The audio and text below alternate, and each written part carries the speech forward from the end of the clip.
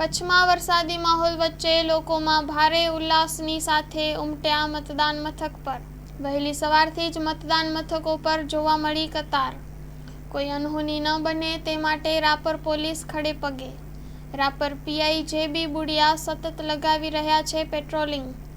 મતદાન મથકો પર ચુસ્ત પોલીસ બંદોબસ્ત જોવા મળી રહ્યો છે।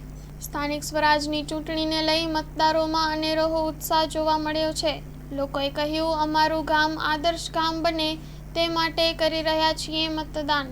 Story report by Babubhai Ahir, Rapar.